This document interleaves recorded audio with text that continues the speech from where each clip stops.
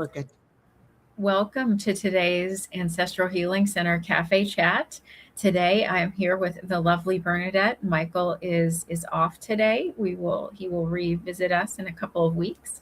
And today we are getting ready to start talking about identity. So who am I? What makes up an identity? What goes into an identity? Can our identity change? And we are going to be jumping into a couple of specifics today. And Bernadette is going to be sharing her story of how her identity formed, and also how this ancestral healing journey and the journey of being a genealogist has influenced her identity as well. So today I'd like to kick off with some facts about identity. The first one is that family has a profound influence on our identity and our early understandings of who we are. So family systems research says that we inherit more than just genes.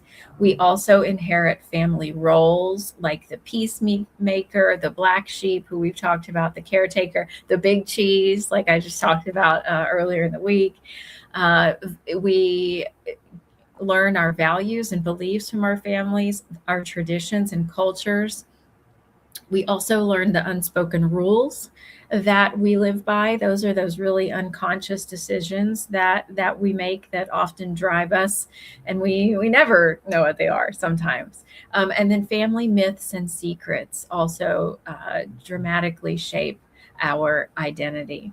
People often unconsciously organize their identities around these patterns until they begin to examine them. So the process of ancestral healing is not just examining the identities and behaviors of your ancestors, but also of yourself. And so Bernadette, why don't you start off by telling us a little bit about your family background, where you grew up, and what it was like in your home when you were growing up?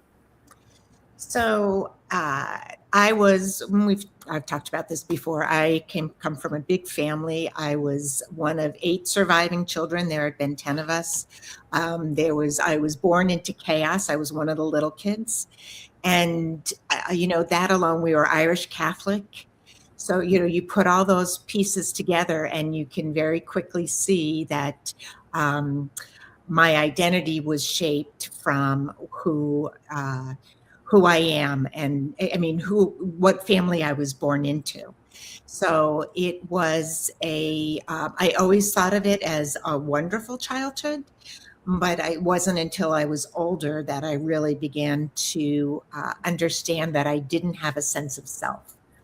And I didn't have a sense of self because I was given this role from the moment I was born. Like, this is who you are. You are the 4th girl. You're the 3rd from the bottom. I had 2 younger brothers. So there were 4 girls and 4 boys in the family. I mean, there was just all of these identifying features about who the O'Brien family was. And that's where you stayed.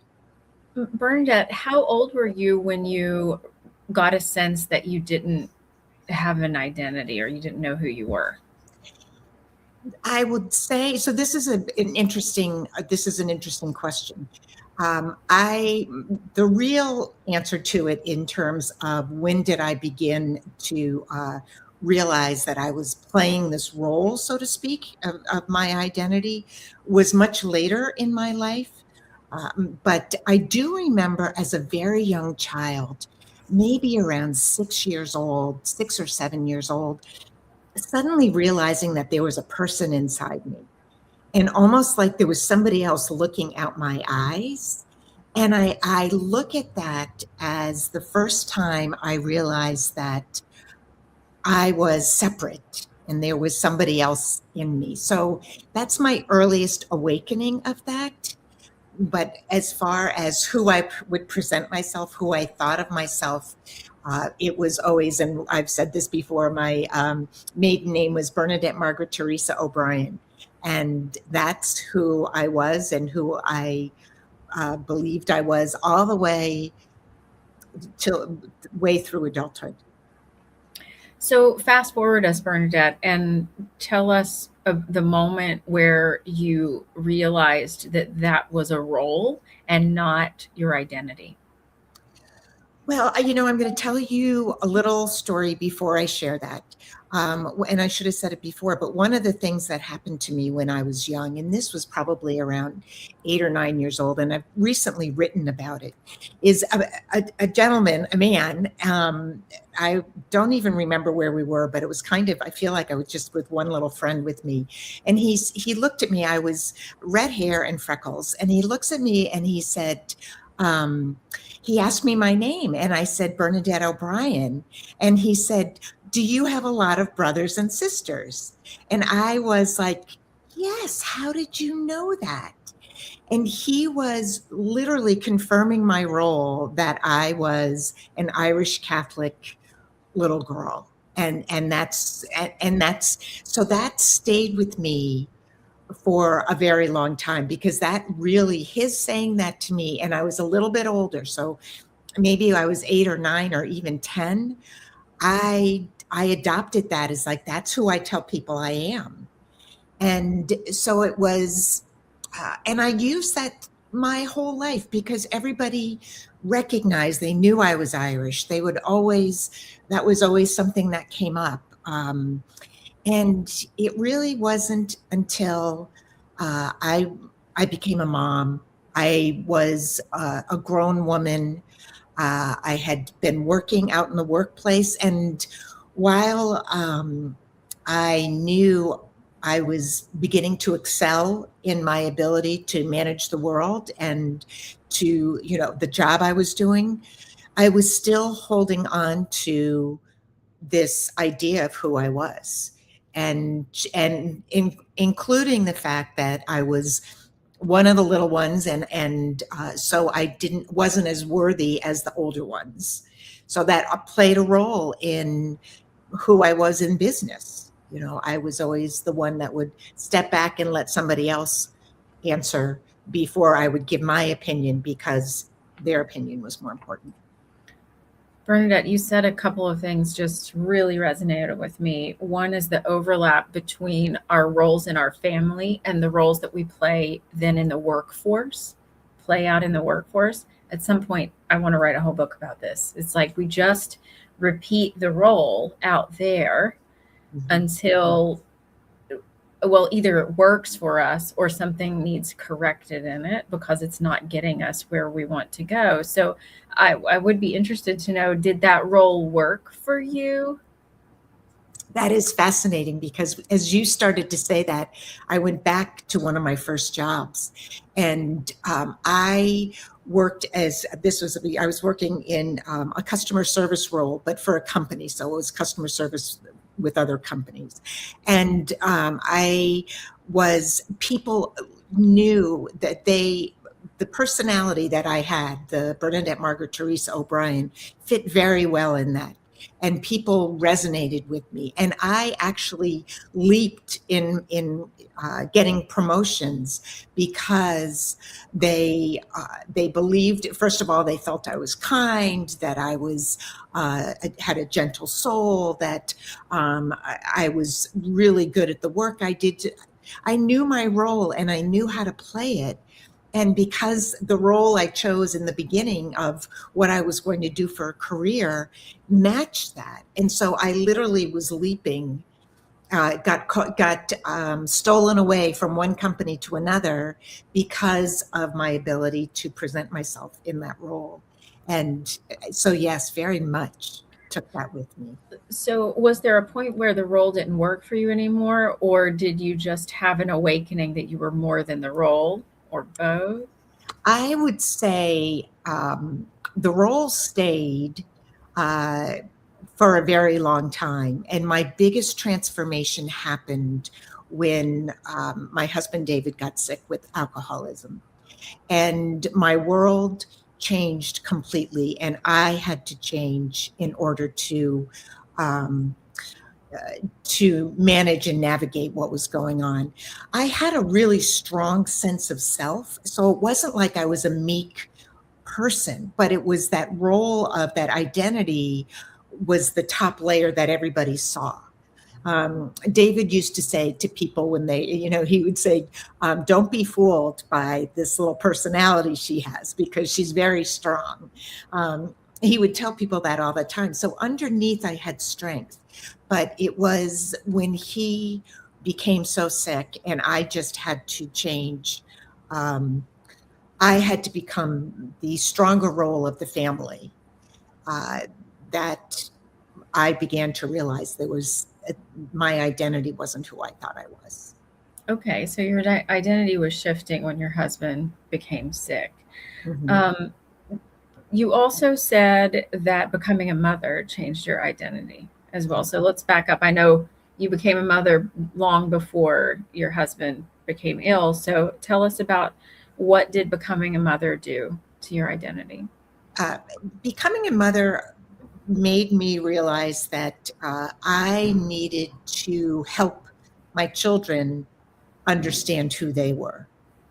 And it's very funny because I was still very comfortable with Bernadette Margaret Teresa O'Brien. She's Irish. She's a really nice person. She's kind, and she's a peacemaker. All of those things fit. And so I was trying to support my kids as they were growing up into whatever. And again, looking at roles, what role did they fit into?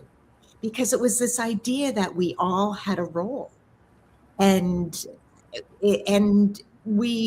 I think that's where what most people understand about themselves is that we were born into that idea that this is who we are. You get that label and it stays with you. And it was almost like I wanted to teach my children, choose wisely the role that you're going to choose, because you're going to carry that forever.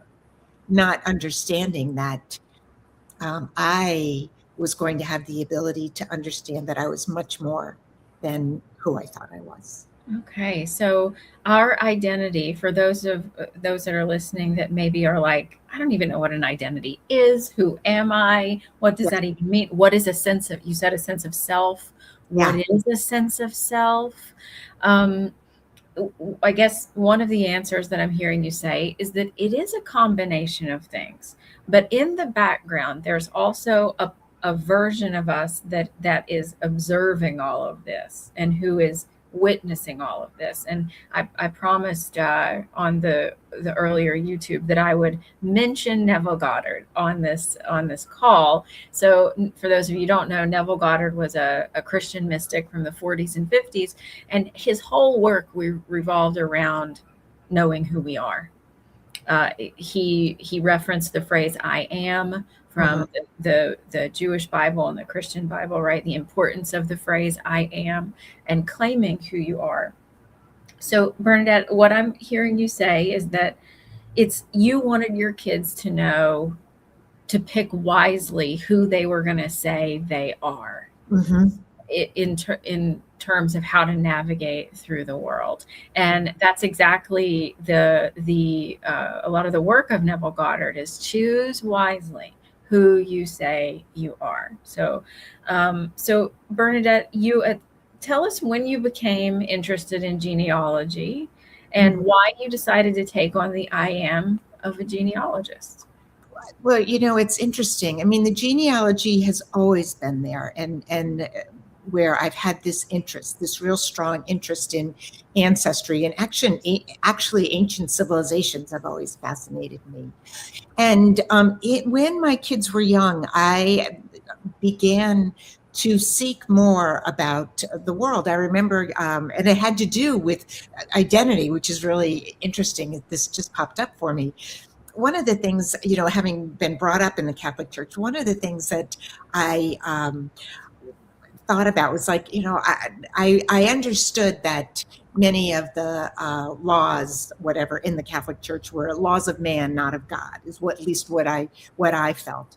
And so I began seeking. I bought this book called The Birth of Christianity. And it was a book that was written from scholar to scholar, explaining how Christianity began. And the reason I bought the book was I was trying to figure out who I was. I'm like, I don't really feel attached to this identity of this Catholic person, I felt different. I felt deeper, that there was more to who I was and more to the world than what I'd been taught and what I'd been following for a lot of my life. And so that was really, I would say, when my kids were young, not babies, but when in those middle ages where that I didn't have to tend to them as much. And that's where I began to, I would say, the path, Neville Goddard's path of looking at who am I, and really taking that to heart, but not fully understanding it until David got sick. So it was like I had an interest coming in, and that it was bubbling underneath. And I think a common for women who go from, maybe they've worked, maybe they've had a business career, who then become mothers and may or may not go back to work, but their role as a mother becomes that a very important part of their identity. And once once the kids have reached a point of being able to find themselves food, feed themselves, you can step back. And that's when it began for me again, of understanding who I was. Okay, so you initially had this interest in better understanding your spiritual identity, and that's one of the things that maybe we can talk about over the next few weeks. Is we have different identities, right? We have our spiritual identity, our work identity, our family identity, all different Right. aspects of ourselves, right? Mhm. And so for you, it was, who am I spiritually? Mhm. And then out of that, your husband got sick. And was that when genealogy started to become a resource for you? Well, it was at that point, I was already really doing a lot of ancestral work. There was something that drew me to it, and I believe that was part of my identity. I was seeking, and so I not only was I interested in uncovering my family story, but I was interested in helping other people uncover their family stories. But when David got sick, what happened was there was a lot of chaos. So I just used this as, let me go deep into the stories, because it kind of took me out of where I was. And I began to really understand who my ancestors were. And what that did for me was not tell me more about, oh, they're all Irish, which they were. So, that would, you think, would confirm the part of me that was holding on to that. But it actually showed me who they were as individuals. And it showed the incredible challenges that they came through, and how they had presented themselves to the world and what they had overcome. And it was an incredible um, understanding of them as individuals. I could see their I ams, and I could see it in each individual ancestor that I would look at, because every single one of them, they were like me. They were born at a certain part of the family, or they didn't have siblings, or did have siblings. There was all of these things that you could recognize what goes into identity, and their strength of working through um, whatever the challenges were that they had. You could see their real who they really were came out. And I really resonated with that, and it helped me to say, I don't have to stay with this moniker that I've been carrying my whole life, and think that's all I am. That this strength and this understanding that I really, this being inside of me, this spiritual being inside of me, has a deeper core than that, and that all of us have this. And seeking that is really where we're finding where we understand more about the I am, or about who I am. Yeah, one of the things, Bernadette, that I've learned listening to Neville Goddard and also listening to you and Michael is that I don't have to. I've stopped letting the world tell me who I am, Mhm. and I get to tell the world Mhm. who I am, and that is so freeing and so liberating.